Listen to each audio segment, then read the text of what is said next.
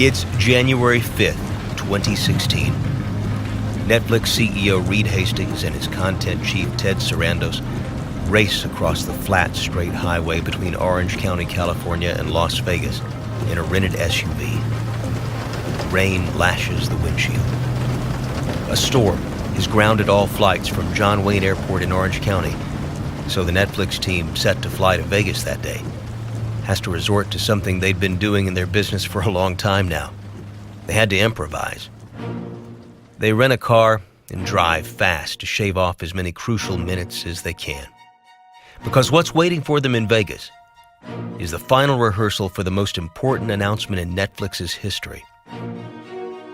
News they painstakingly kept secret from the press for months. Hastings and Sarandos barely make it in time to the rehearsal.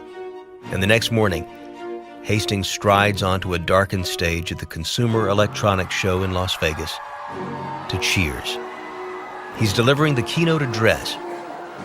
Nerds, who are there for the displays of the latest electronic toys, gather excitedly to hear what he has to say.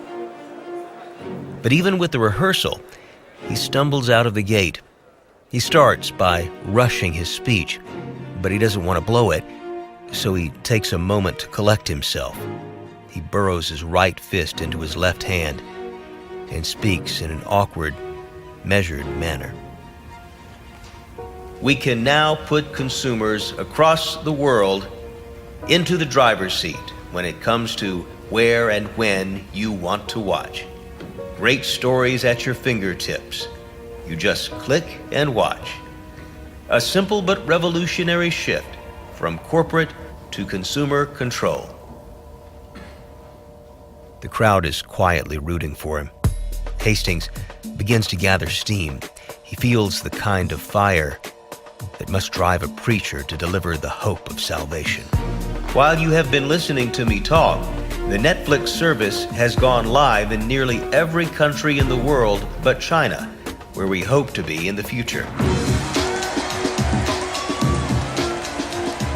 Excitement begins to pulse through the room. Behind him, a red and white map pops up on a screen, showing Netflix's spreading world conquest.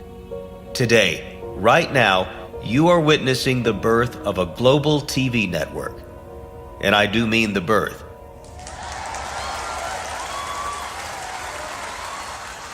In a single moment, Netflix goes live in 130 countries.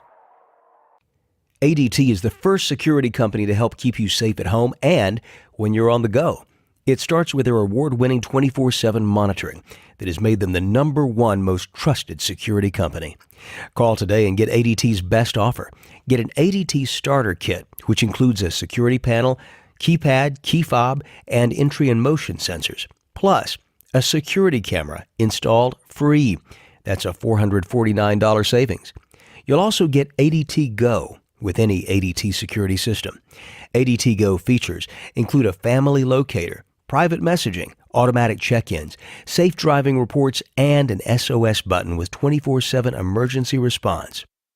Go to ADT.com/podcast today to take advantage of ADT's best offer.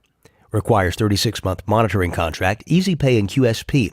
Early termination and activation fees apply. Additional charge for ADT Go premium services after March 31st, 2018. Certain markets excluded.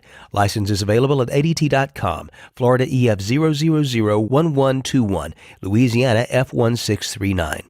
That's ADT.com/podcast. Hurry, this special offer ends April 1st. From this moment, Netflix has become more than a streaming company. It's leading a movement in which consumers all over the world decide what they watch and when and how they watch it. The future that Hastings and Mark Randolph envisioned 2 decades earlier has arrived. The unfettered reign of cable television has ended. The war for streaming viewers will become richer and more cutthroat.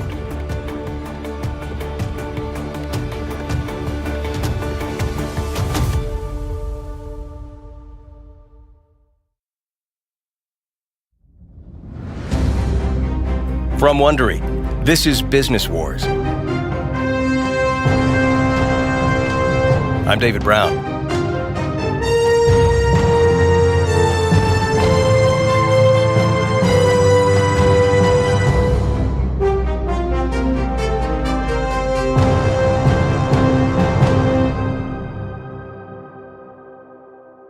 Remember back when we started talking about the battle between Netflix and Blockbuster in our first episode?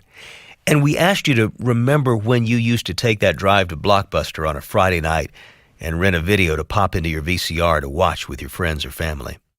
Well, the way we watch has come a very long way indeed, hasn't it?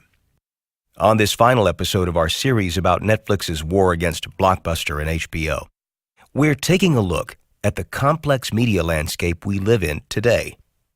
The Netflix founding myth claims that Reed Hastings first had the idea for his company when he returned a VHS tape of the movie Apollo 13 to Blockbuster and had to pay a $40 late fee. Hastings thought there had to be a better way for people to get movies. That led him to start a DVD by mail service that year, 1997, and about a decade later, he introduced streaming over the internet. Well, that story about Apollo 13 and late fees is just that, a story. Hastings actually came up with it later as a good yarn to explain what he and his co-founder, Mark Randolph, were trying to accomplish with Netflix. But in the long run, he was right. There is a better way. And today, 20 years later, you could say, we're all living in Reed Hastings' world. Movies and TV shows you'll love, anytime, any place. Because, let's face it, what do you do on a Friday night these days? The video stores are pretty much all gone, that's for sure. And what do you watch? Think about it. How do you watch it? Yeah, you might watch a movie on demand from your cable TV or satellite box, or maybe you're watching an original show produced by Netflix. But on what device? It'd be an understatement to say that the landscape is more complicated than it's ever been, and a lot more competitive too. In our last episode, Netflix cracked open the premium content game with a $100 million gamble on House of Cards, winning accolades and Emmys. And that's just the start for them. And while Netflix has moved on to HBO's turf with high-quality, critically acclaimed series, Time Warner finds itself having to move into Netflix's territory, streaming. It is March 9th, 2015. Thousands of people wait in a darkened San Francisco auditorium for the arrival of a tech superstar, Apple CEO Tim Cook. Apple product launch events bring surprises, yet at the same time are pretty predictable. But today has an unusual surprise. For once, Cook will just be the opening act. Someone else will be the headliner. Cook casually strolls on stage in blue jeans and a sweater. He smiles as waves of cheers and whistles wash over him. He paces loosely back and forth across the stage. On a giant screen behind him glow the logos of dozens of media channels, including Disney, ESPN, Showtime, A&E, and Fox. Now, of all the great channels on Apple TV, there is one I'd like to talk to you about this morning, and that is HBO. The audience settles down. They are rapt and impatient. We love HBO. They've really become part of our culture and have helped shape our culture. Lush publicity photos of The Sopranos, Sex and the City, Entourage, Veep, and Game of Thrones appear behind him. Today, we've got the CEO of HBO, Richard Plepler, here with some exciting news. Richard? And then Cook ambles off the stage. The crowd strains forward in their seats. Plepler, in a dark blue blazer and open-neck dress shirt, walks purposefully onto the stage. Unlike Cook, who paced the stage, Plepler stands stiffly and speaks formally. He does not seem to be in his element. We are thrilled to announce our standalone streaming service, HBO Now, and we couldn't be prouder that Apple is our exclusive partner at launch. The audience applauds wildly. They doubted this day would ever come. Now they can cut their cable subscriptions and stream HBO like they've been asking to do for years. This is a transformative moment for HBO, and we are so excited. Even as Plepler is delivering good news, he looks and sounds uncomfortable. Because HBO Now may already be too late to the streaming party to matter. And this might explain the awkward pairing today of Plepler and Cook. Plepler hopes some of Apple's cool factor will rub off on HBO and millennials will return to the premium channel. As Plepler walks off the stage, a trailer for HBO's Game of Thrones plays on the screen. The beautiful white-haired rebel princess names her rivals and declares how she will seize the throne of the Seven Kingdoms for herself. I'm not going to stop the wheel. I'm going to break the wheel.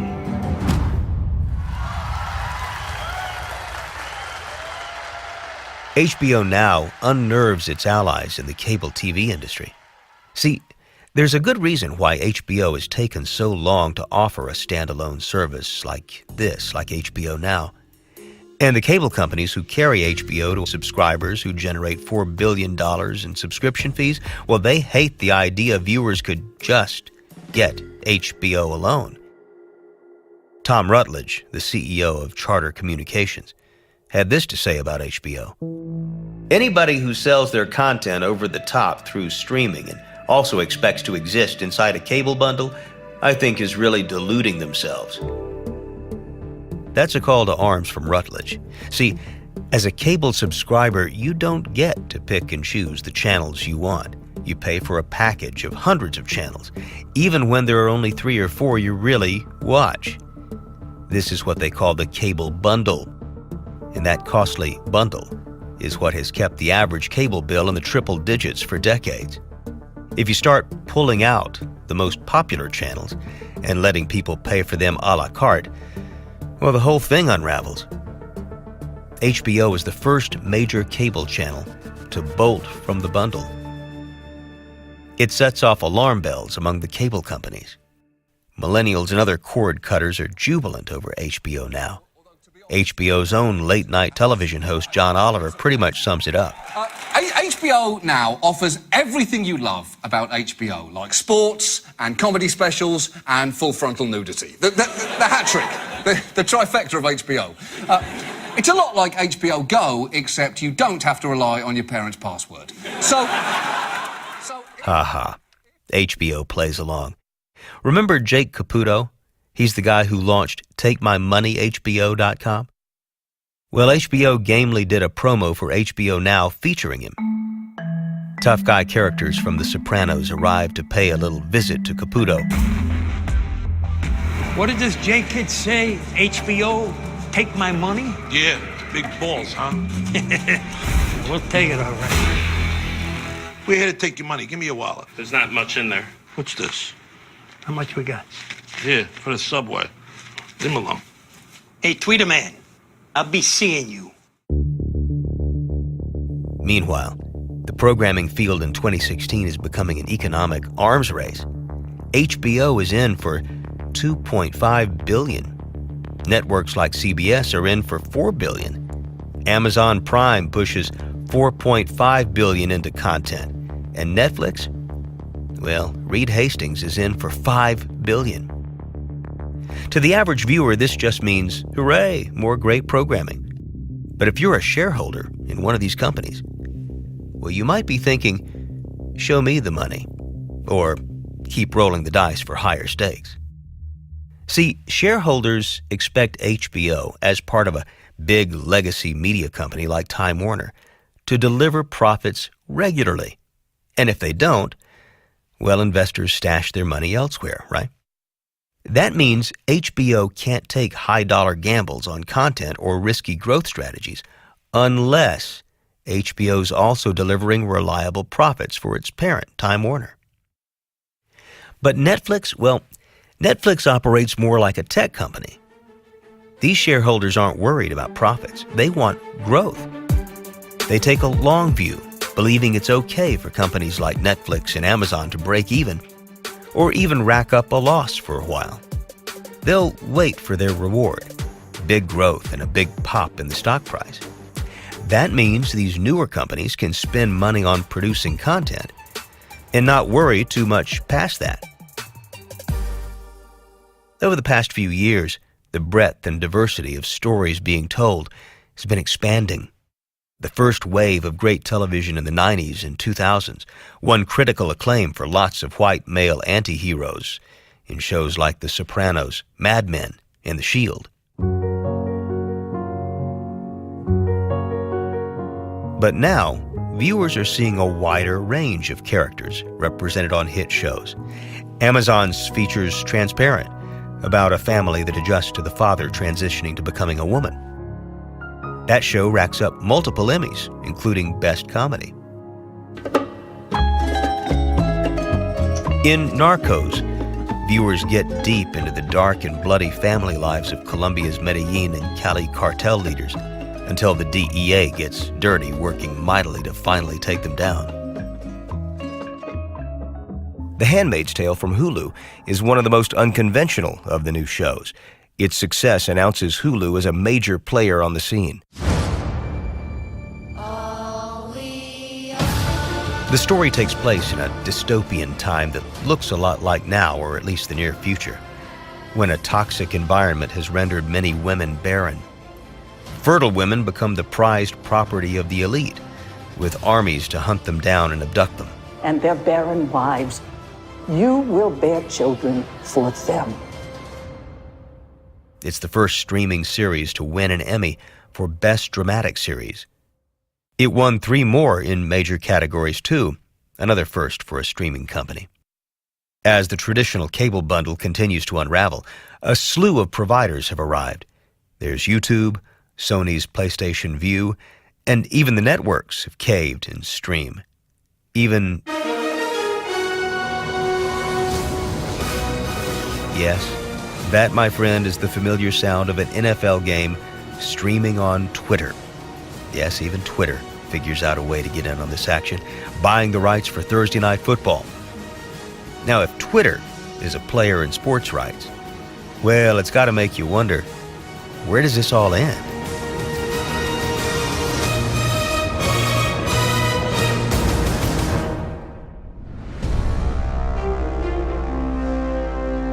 Okay, here it is. Are you ready for it?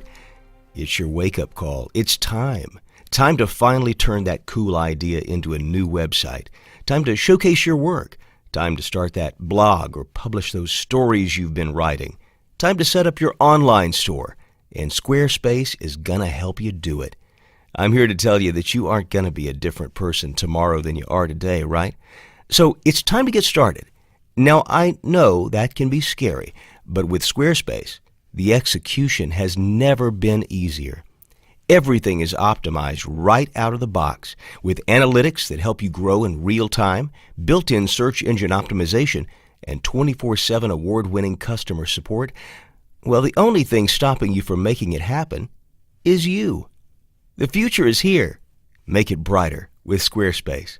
Go to squarespace.com for a free trial. And if you'd like to support this show and you want to hear more shows like it, then please, when you're ready to launch, use the offer code BW to save 10% on your first website or domain. That's squarespace.com, offer code BW. We're deep in the throes of the winter months right now. The days are shorter, the weather is chilly. And if you're like me, the season makes you want to do one of 2 things every weekend. Stay cozy in bed reading a good book, or hit the ground running after a great night's sleep to get everything finished before it's dark. And you know, there's one thing that makes both of those possible: a Casper mattress. I mean, think about it. You spend 1/3 of your life sleeping. So shouldn't you be spending that time on something comfortable? The original Casper mattress combines multiple supportive memory foams for a quality sleep surface with the right amounts of both sink and bounce. And Casper isn't just a mattress company. They also offer a wide array of other products like pillows and sheets to guarantee an overall better sleep experience. And best of all, you can be sure of your purchase with free shipping and returns in the U.S. and Canada, and Casper's 100-night risk-free sleep-on-it trial and hassle-free returns if you're not completely satisfied. What are you waiting for? Get $50 towards select mattresses by visiting Casper.com/BW and using promo code BW at checkout. That's Casper.com/BW, promo code BW. Terms and conditions apply.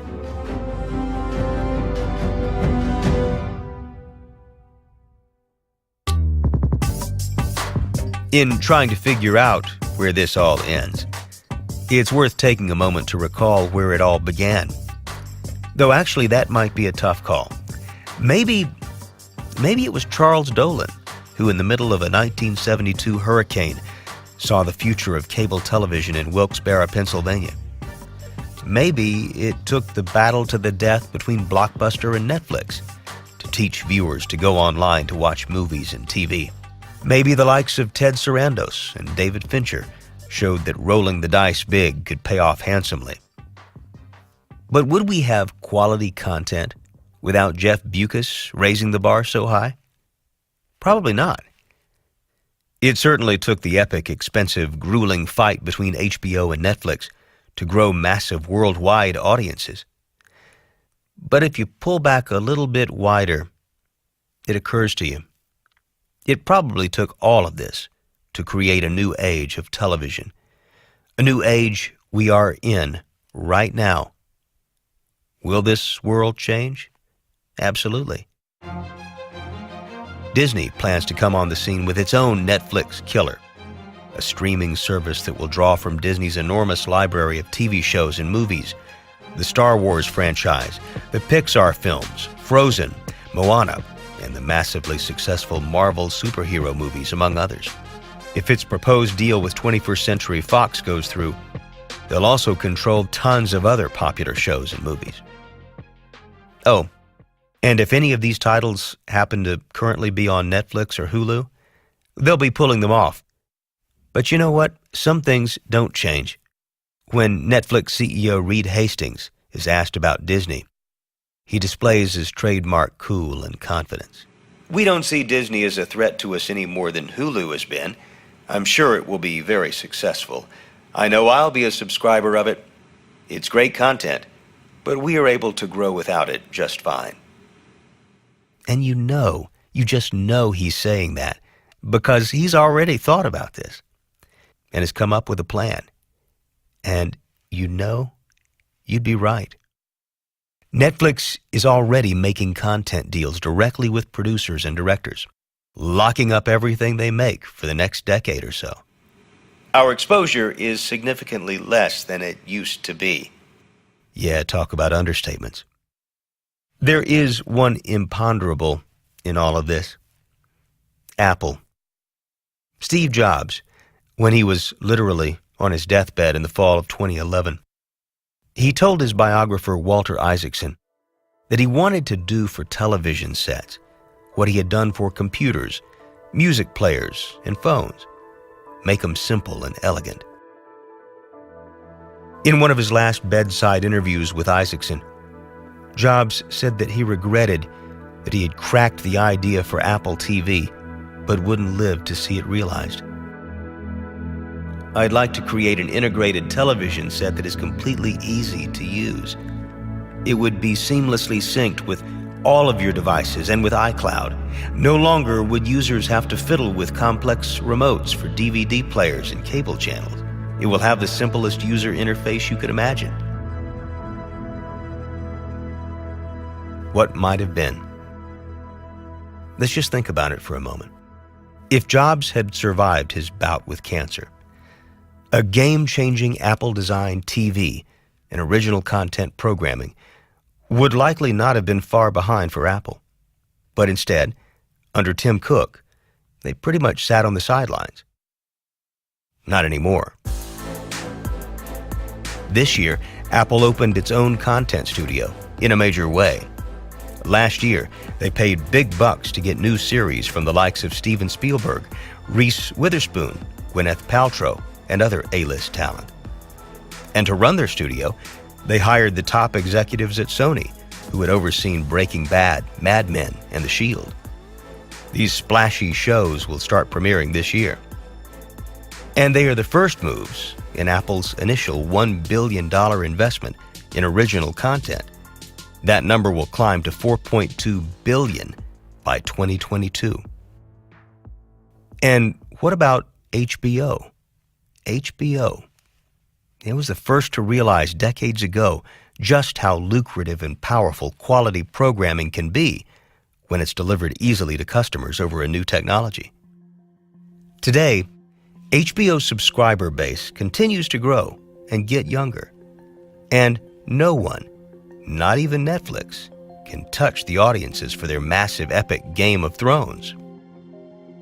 With all these new adversaries, it's worth noting that the number of original scripted series have tripled in a decade to more than 500. With all that programming, HBO's Plepler says the smart move will be to make fewer but better shows. We're not trying to do the most. More is not better. Better is better. And maybe better is more profitable, too. In 2017, HBO hauled in $2.2 billion compared to $839 million for Netflix. And what does Reed Hastings have to say? Well, he has a few predictions. Hastings says he will personally deliver the last Netflix DVD by mail, and broadcast TV will go dark for good by 2030. Then comes a century or more of internet television. It's mind-blowing to imagine where that will take us all, especially if you recall that just 10 years ago, most of us thought nothing of hopping into our cars to go rent a movie.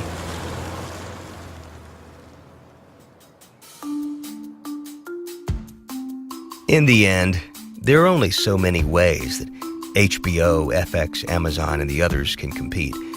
Because there's one thing none of them can change, no matter how much they spend. There are only 24 hours in a day to eat, work, hang out, and check your social media. On that note, Hastings has one more prediction. Perhaps it's already happening to you. What about when there's a movie or show you're really dying to watch, and you end up staying up late at night, so we actually compete with sleep, and we're winning?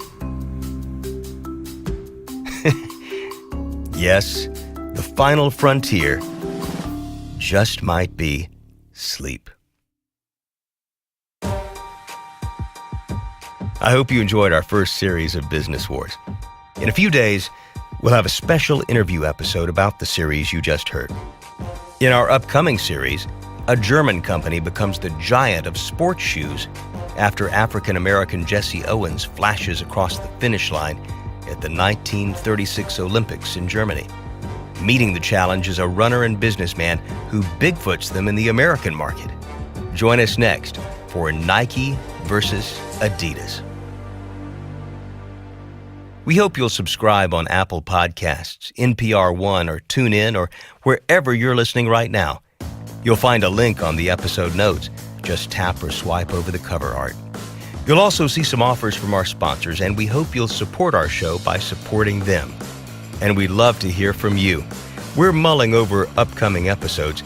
Tell us which business war stories you'd like to hear about at Wondery.com/survey.